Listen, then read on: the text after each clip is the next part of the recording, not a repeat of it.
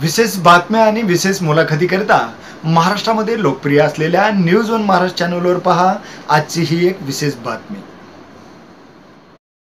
आपण पाहत आहात न्यूज वन महाराष्ट्र चॅनल। मी संतोष रोकडे, सर्व प्रेक्षकांचं स्वागत। ग्रेट पेट या विशेष कार्यक्रमाअंतर्गत आज आपल्या समोर आहेत रमाकांत बापू बाबूराव मुंडे, भाजपा नेते। बापू, ग्रेट पेट या विशेष कार्यक्रमात तुमचं स्वागत। देवगावातील तुमचे जे बालपणीचे दिवस आहेत, खरंच आज तुम्ही एक उद्योजक आहात, भाजपा नेते आहात, फार मोठं तुमचं नाव आहे, परंतु लहानपणीचे दिवस आज तुम्ही विसरलेले नाहीत। तर ते काय दिवस होते, कसे संस्कार तुमच्या आईवडिलांनी केले आणि कशी जडणघडण केज तालुक्यातील देवगाव या गावात तुमची झाली? नमस्कार, मी रमाकांत मुंडे, माझं गाव देवगाव, तालुका केज, जिल्हा बीड येथील मी रहिवासी आणि कामानिमित्त मी केज तालुक्याच्या ठिकाणी त्या केजमध्ये मी वास्तव्यास राहतो। गेले 20 वर्ष मी देवगावचा सरपंच राहिलो, बिनविरोध सरपंच राहिलो आणि त्या अनुषंगानं लहानपण पूर्ण देवगावमध्ये गेलं। शिक्षणाच्या निमित्तानं काही काळ बार्शीमध्ये शिकलो आणि काही काळ केजमध्ये राहिलो, परंतु देवगावमध्ये जे घडलो आईवडिलांच्या आशीर्वादानं, आईवडिलांचं जे सांप्रदायिक घराणं होतं त्या अनुषंगानं वडील पोलीस पाटील, आमचे आजोबा माधवराव मुंडे पाटील हे पण पोलीस पाटील होते आणि वडिलांची काम करण्याची हातोटी तो 15-20 गावांमध्ये होती।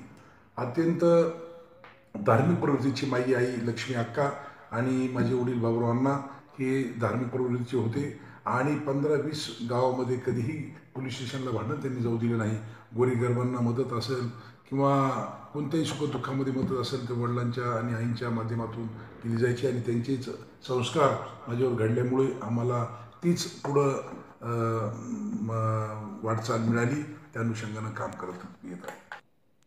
पाहिलं आपण की केज तालुक्यातील देवगाव हे बापूंचं गाव, अगदी गावाकडचं जे काय वातावरण आहे, कधीही या ठिकाणी असं त्यांना वाटलं नाही की आपण काही वेगळे आहोत, कारण वडील हे पोलीस पाटील होते।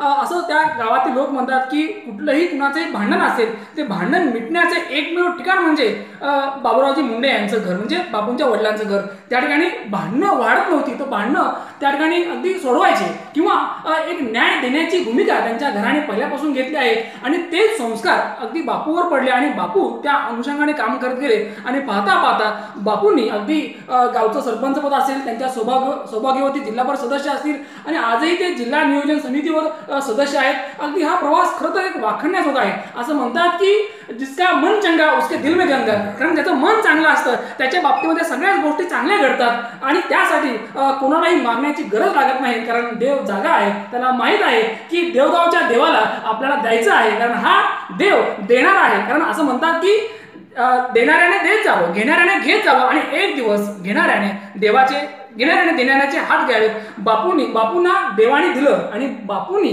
जे देवाकडून घेतलं ते इतरांना वाटलं आणि म्हणूनच देवगावचा देव ही त्यांची ओळख तयार झाली। बापू, 20 वर्ष देवगावचे आपण सरपंच राहिलात, तर तुमची एक वेगळी ओळख तयार झाली, देवगावचा देव। तर याबद्दल थोडक्यात सांगा।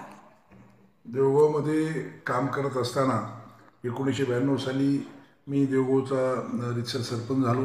त्या अगोदर पण त्याच्या अगोदर 10 वर्ष जवळपास गावामध्ये काम करत होतो वडिलांच्या बंधूंच्या नेतृत्वाखाली, परंतु काम करत असताना 92 साली सरपंच झाल्यानंतर गावामध्ये गणपती मंदिराची उभारणं असेल किंवा दत्त मंदिराची उभारणं असेल, हनुमानजीची जीर्णोद्धार असेल किंवा रेणुका मातेच्या मंदिराचा जीर्णोद्धार असेल, लक्ष्मीनारायणाच्या मंदिराची मूर्ती प्राणप्रतिष्ठा असेल किंवा विठ्ठल रुक्मिणीची असेल, एक गावामध्ये वेगळ्या प्रकारचे अटॅचमेंट करण्याचा प्रकार म्हणजे मी मनातून केला आणि जेणेकरून गावामध्ये एक वेगळी ओळख देवगावला राहील अशा अनुषंगाने मी काम करत राहिलो। जवळपास 20 वर्ष देवगावचा सरपंच असताना नंतर सेवा सोसायटीचा चेअरमन पण गावकऱ्यांनी विश्वास म्हणून बिनविरोध दिलं आणि मध्यंतरीच्या काळामध्ये नंतर जे शासनानं स्वच्छता अभियान काढलं होतं आररावांच्या नेतृत्वाखाली, त्याच्यामध्ये जिल्ह्यामध्ये दुसऱ्या प्रकारचं बक्षीस देवगावला मिळवून दिलं आणि असंख्य कामं गावामध्ये मी करत राहिलो आणि ते कामं करत असताना गोरगरिबांच्या सुखदुःखामध्ये अडीअडचणीला, मग दवाखाना असो, लग्न असो, कोणत्याही शैक्षणिक कार्य असो, कोणत्याही कामामध्ये मी कधीही कुचराई केली नाही किंवा मी दुजाभाव कधी केला नाही आणि सामान्यातल्या सामान्य माणसं, मग कोणत्याही जातीभेद मी कधी कोणत्या प्रकारचा केला नाही आणि कोणत्याही धर्तीमध्ये मी प्रत्येकाला मदत करण्याचं प्रामाणिक काम त्या 20 वर्षामध्ये केल्यामुळं आज मला एक वेगळी अटॅचमेंट आहे आणि देवगावमध्ये बऱ्यापैकी लोक ऐकतात. माझ्या मायमौली आज पण जर देवगावमध्ये मी गेलो तर समोरून पाहिले तर बापूवाले म्हणले तर आज पण माझ्या आई समान, माझ्या बहिणी समान असणाऱ्या महिला पदर घेतल्याशिवाय राहत नाहीत. ही मला फार मोठी उपलब्धी वाटते. त्याचं रिझन एकच आहे की जे मी माझ्या आईवडिलांचे संस्कार जे माझ्यावर घडले, साधू संतांचे संस्कार घडले, त्याचं मी हे फलित समजतो. त्याच्यामध्ये देव या शब्दाचा अर्थ असा आहे की देणारा तो देव, आणि बापू हे पहिल्यापासून देत गेले. ते सांगतायत की दिल्याने आपलं वाढत जातं. या ठिकाणी देत असताना कधीही स्वार्थ उराशी बाळगला नाही, कधी त्या व्यक्तीची जात धर्म पाहिला नाही, तर अगदी माणुसकी पाहिली. कारण वडिलांची शिकवण अशी होती की बापू या ठिकाणी देताना कधीही त्या व्यक्तीचा स्वभाव, त्या व्यक्तीची जात या गोष्टी नाही पाहिजे, तर त्या व्यक्तीची अडचण काय आहे आणि त्या अडचणीला आपण धावून गेलं पाहिजे. कारण जी व्यक्ती लोकांच्या अडचणीला धावून जाते तीच व्यक्ती श्रेष्ठ असते. आणि त्याहीपेक्षा पलीकडे म्हणजे बापू सांगतात की आपण द्यायचं, त्या पुढच्या व्यक्तीनं उपकार ठेवावे की नाही ठेवावे हा त्याचा वैयक्तिक धर्म आहे. आपण आपला धर्म आपला पूर्ण करायचा, नेकी करत दर्या मिळाल असं व्यक्तिमत्व असलेले बापू समाजावर खऱ्या अर्थानं एकतर्फी प्रेम करतात. ते सांगतायत की आपण आपलं कर्तव्य पूर्ण करावं. बापू मला याच अनुषंगाने विचारायचं आहे की आज बघतो की लोकांकडे पैसा खूप आहे, परंतु या ठिकाणी धन आहे पण मान नाही, अशी काही अवस्था आहे. त्याचबरोबर मुलं आहेत पण संस्कार नाहीत, असं एक वातावरण आपल्याला पाहायला मिळतं. परंतु तुमच्या बाबतीमध्ये तुमचे आईवडीलही चांगले, तुम्हीही चांगले, आणि तुमची पुढची पिढी सुद्धा खूप संस्कारी आहे. नशीबवान माणसं ती असतात की हे सगळं, कारण पैसा येईल अगर जाईल तो गौण भाग असतो, परंतु आपली माणसं, आपल्या घरातली माणसं ही आपल्यावर प्रेम करणारी, अगदी शुद्ध अंतःकरणाची अशी चांगली माणसं मिळायला खऱ्या अर्थानं भाग्यवानाचं ते लक्षण असतं. आणि बापू तुम्ही खऱ्या अर्थानं भाग्यवान आहात. एक चारित्र्य संपन्नता, सुसंस्कार, एक चांगली व्यक्ती, एक उमद व्यक्तिमत्व अशी आपली ओळख आहे. तर याच्यामध्ये अनेक लोक म्हणण्यापेक्षा तुमच्या आईवडील आणि पत्नीचा फार मोठा वाटा आहे. तर त्याबद्दल थोडक्यात सांगा.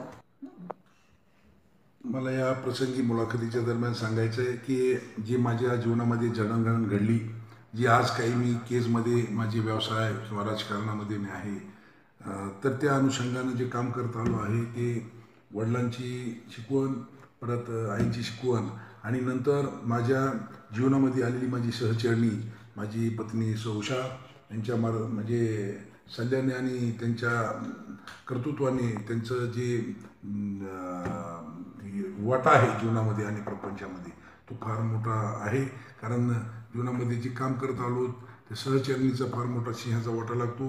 मला ज्या पद्धतीनं माझ्या प्रपंचाची, माझ्या जीवनाची जी उंची वाढत गेली त्याच्या माझी सौभाग्य होती उषा यांचा सिंहाचा वाटा आहे. बापू तुमचे वडील एक कर्तबगार पुरुष होते आणि आई तर साक्षात लक्ष्मीच, नावही लक्ष्मी होतं. आणि पुढं सौभाग्यवती सहचरणी उषाताई यांनी खंबीरपणे साथ दिली. उषा या नावामध्येच उषकाल आहे आणि उषकाल म्हणजे यश, उद्याची नवी पहाट आहे. आणि अगदी पत्नीने जी भूमिका बजवायला पाहिजे होती त्याहीपेक्षा पुढची भूमिका बजावली आणि खंबीरपणे साथ दिली. बापू सांगतायत की मी नशीबवान आहे, कारण या ठिकाणी ही माणसं मला भेटली आणि मला अगदी वेळच्या वेळी सहकार्य केलं किंवा साथ दिली खंबीरपणे.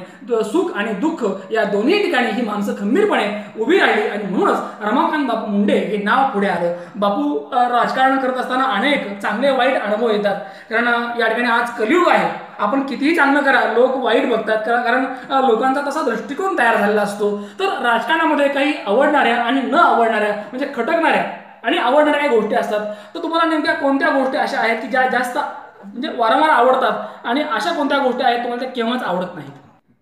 मला या मुलाखतीच्या प्रसंगी एकच सांगायचं आहे की राजकारणामध्ये मला आवडणाऱ्या आणि न आवडणाऱ्या आणि खटकणाऱ्या गोष्टी अशा आहेत की राजकारण करत असताना एक सर्वसामान्य जनता, आपल्या देशामध्ये लोकशाही आहे, लोकशाहीच्या माध्यमातून एक आपला प्रतिनिधी म्हणून, एक आपला सरकारी गडी म्हणून आपली जनता त्या प्रतिनिधीला निवडून देते, अत्यंत विश्वासानं देते. पण त्याचं कारणच त्या पाठीमागचं असतं की निवडून देणाऱ्या प्रतिनिधींनी त्यांची कामं प्रामाणिकपणे केली पाहिजेत. त्यांच्या सुखदुःखामध्ये, त्यांच्या अडीअडचणीमध्ये, त्यांच्या जीवनाच्या कल्याणामध्ये आणि त्यांच्या विकासाच्या दृष्टिकोनातून त्या प्रतिनिधींनी काम केलं पाहिजे. ही मनामधली तळमळ आहे आणि त्या अनुषंगाने त्या लोकप्रतिनिधींनी काम करावं. आणि न वाढणाऱ्यामध्ये जे बोलघेवडे लोक आहेत, ज्यांना काहीच या समाजाशी देणं घेणं नाही, एकदा बोलायला लागला की परत त्या लोकांच्या सुखदुःखामध्ये अडचणीमध्ये कुठं आहेस कुठं गेलास काही माहिती नाही, अशा लोकांपासून थोडासा किळसच निर्माण होते.